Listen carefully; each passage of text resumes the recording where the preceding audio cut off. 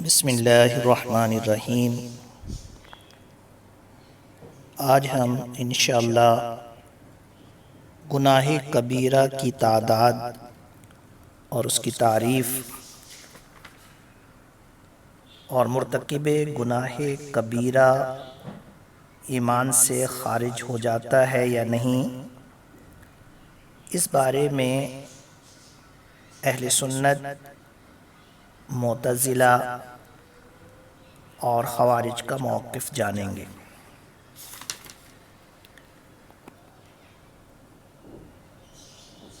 گناہ کبیرہ کی تعداد کے بارے میں شرح عقائد میں تحریر ہے قد اختلف الروایات فیہا، یعنی اس بارے میں روایات مختلف ہیں۔ حضرت ابن عمر رضی اللہ تعالی عنہ نے گناہ کبیرہ کی تعداد 9 بیان کی۔ الشرک باللہ، اللہ کے ساتھ شریک کرنا،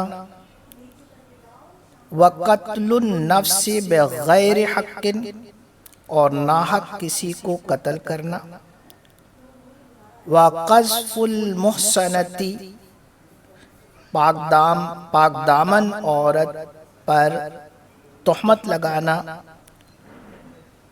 زنا،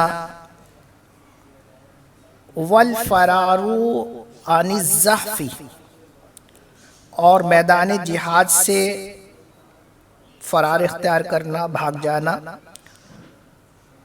والسحر، جادو کرنا، وَأَكْلُ مَالِ الْيَتِيمِ، اور یتیم کا مال کھانا، وَعُقُوقُ الْوَالِدَيْنِ الْمُسْلِمَيْنِ، اور مسلمان والدین کی نافرمانی کرنا،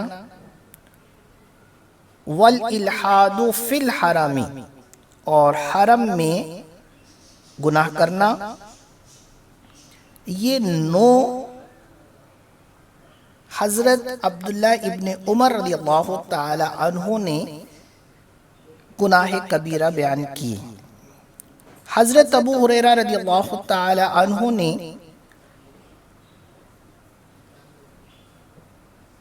اکل الربا کا اس پر اضافہ کیا، یعنی سود خانہ۔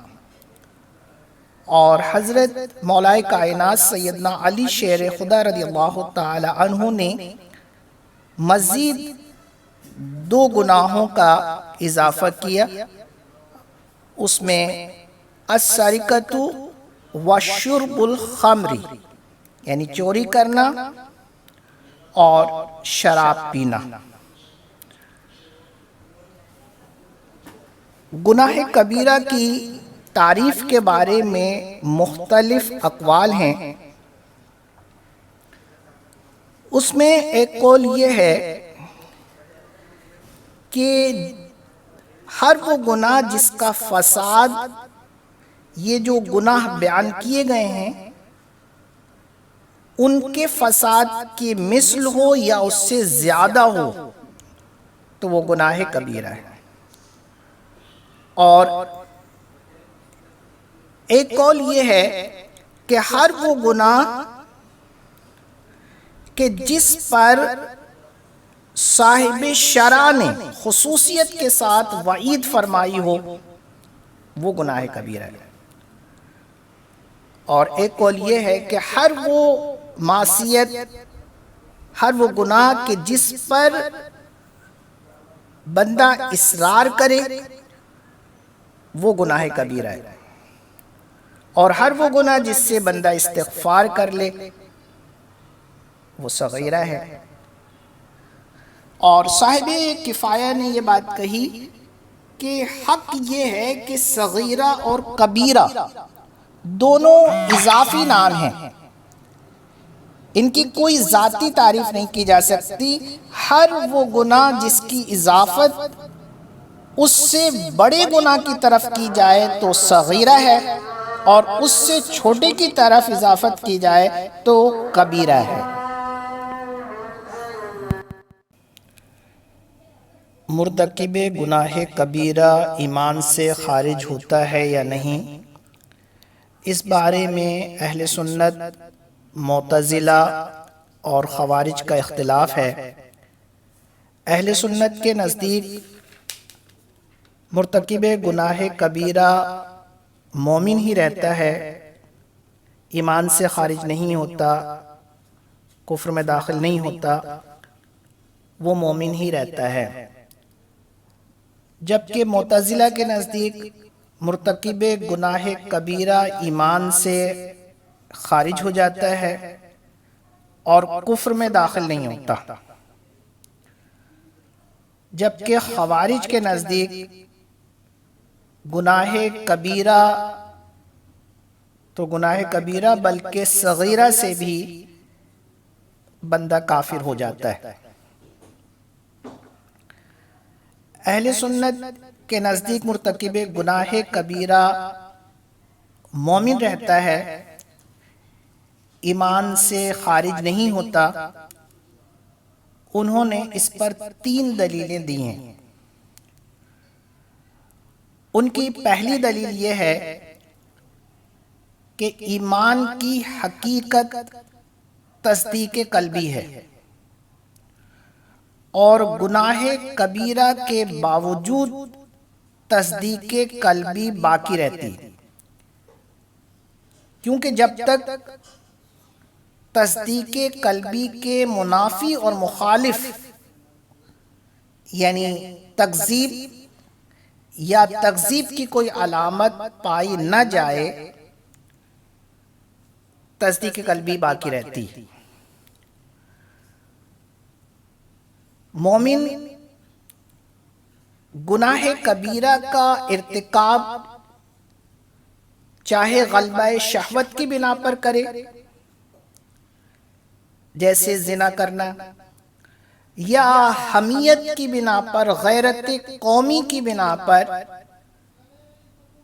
کسی گالی دینے والے کو قتل کر دے، یا آر کی بنا پر وہ گناہ کبیرہ کا ارتکاب کرے، جیسے زمانے جاہلیت میں لڑکیوں کو زندہ درگور کر دیا جاتا تھا، یا سستی اور کاہلی کی بنا پر گناہ کبیرہ کا ارتکاب کرے، جیسے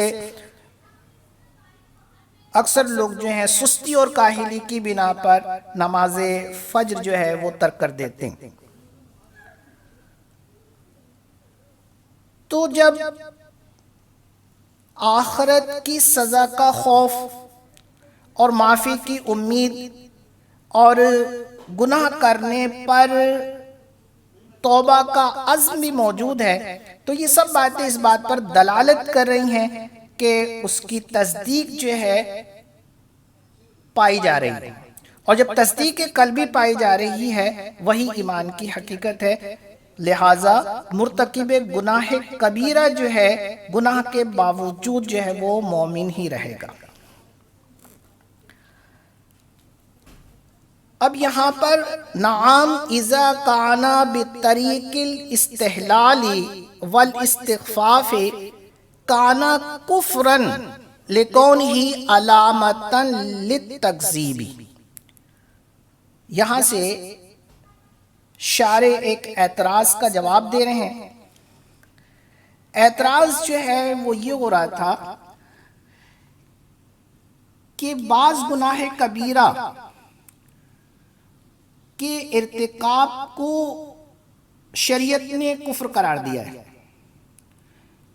حالانکہ یہ بات کہی گئی کہ ارتکاب کبیرہ جو ہے اس سے تصدیق قلبی میں کوئی خلل واقع نہیں ہوتا، اور ارتکاب کبیرہ جو ہے وہ تصدیق قلبی کے منافی نہیں ہے۔ تو اب اس کا جواب یہ ہے کہ شریعت نے بعض گناہوں کو تکذیب کی علامت قرار دیا ہے، اور جب وہ گناہ جو ہیں تکذیب کی علامت ہیں تو تصدیق کے منافی ہوئے، اس لیے اس کے مرتکب کو کافر کہا جائے گا، کیونکہ تصدیق کے منافی چیز پائی گئی اور وہ یہ ہے کہ شریعت نے ان گناہوں کو تکذیب کی علامت قرار دیا ہے، اور یہ بات شریعت سے ہی معلوم ہوئی ہے۔ مثلا گناہوں کو، کسی گناہ کو حلال جاننا، جائز سمجھنا، اس کو ہلکا سمجھنا، یہ کفر ہے، تو یہ تکذیب کی علامت ہے۔ اسی طریقے سے بت کو سجدہ کرنا اور قرآن کریم فرقان حمید کو معاذ اللہ گندگی پر ڈال دینا اور زبان سے کفریہ کلمات کہنا، یہ سب کفر ہے۔ ایک اعتراض یہاں پر یہ بھی وارد ہوتا ہے کہ جب ایمان کی حقیقت تصدیق قلبی ہے اور وہ موجود ہے، تو پھر گناہ کے ارتکاب سے، بعض گناہ کے ارتکاب سے بندے کو کافر نہیں ہونا چاہیے، کیونکہ تصدیق جو ہے موجود ہے، تکذیب یا شک جو ہے اس کی طرف سے نہیں پایا گیا۔ تو اس کا جواب ابھی دیا جا چکا ہے کہ بعض گناہوں کو شریعت نے تکذیب کی علامت قرار دیا ہے، تو لہٰذا تکذیب آ گئی اور تصدیق نہ رہی، لہٰذا انہیں کافر ہی کہا جائے گا۔ دوسری دلیل اہل سنت کی وہ آیات ہیں کہ جن میں گناہ کے باوجود جو ہے مومن کا اطلاق کیا گیا ہے، یعنی گناہ کے باوجود جو ہے بندے کو مومن ہی کہا گیا ہے۔ مثلا یا ایھا الذین آمنوا کتب علیکم القصاص فی القتل، اے ایمان والو تم پر مقتولین کے بارے میں قصاص فرض کیا گیا۔ اب اس آیت کریمہ میں قتل کو،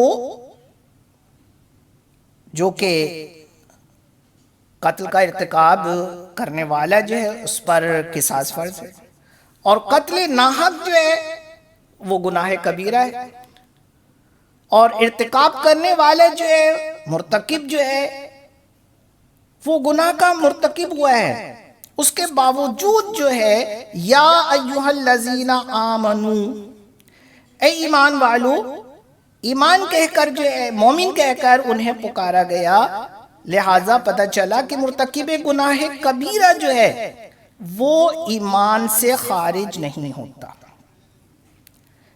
دوسری آیت کریمہ میں ارشاد فرمایا یا ایھا الذین آمنوا توبوا الی اللہ توبۃ نصوحا، اے ایمان والو اللہ کی طرف توبہ کرو جو آگے کو نصیحت ہو جائے، توبۃ نصوح۔ اب اس آیت کریمہ میں توبہ کرنے کا حکم دیا گیا، اور اب توبہ جو ہوگی وہ گناہ کبیرہ سے ہوگی، کیونکہ گناہ صغیرہ جو ہیں وہ تو بغیر توبہ کے بھی معاف ہو جاتے ہیں، تو لہٰذا پتہ چلا کہ یہاں پر گناہ کبیرہ کرنے والوں کو ہی یا ایھا الذین آمنوا کہہ کر خطاب کیا گیا۔ تیسری آیت کریمہ ہے وَإِن طَائِفَتَانِ مِنَ الْمُؤْمِنِينَ اقْتَتَلُوا فَأَصْلِحُوا بَيْنَهُمَا، اگر مسلمانوں کے دو گروہ آپس میں لڑیں تو ان میں صلح کرا دو۔ لازم بات ہے قتال کرنا اور لڑنا جو ہے یہ گناہ ہے، لیکن انہیں مومن ہی کہا گیا وَإِن طَائِفَتَانِ مِنَ الْمُؤْمِنِينَ اقْتَتَلُوا، مسلمانوں کے دو گروہ لڑنا جو ہے وہ گناہ ہے، اس کے باوجود انہیں جو ہے مومن کہا گیا، مسلمان کہا گیا۔ اس آیت کریمہ سے بھی پتہ چلا کہ مرتکب کبیرہ جو ہے وہ مومن ہی رہتا ہے۔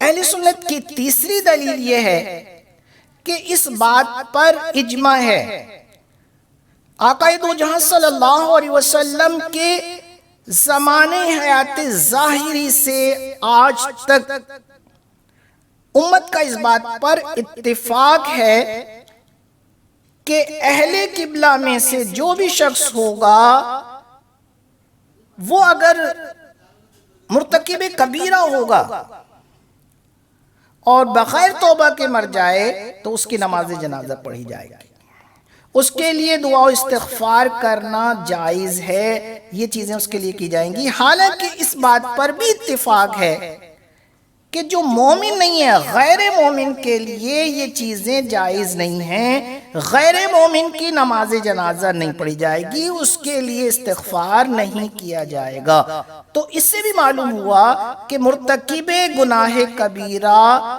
مومن رہتا ہے، ایمان سے خارج نہیں ہوتا۔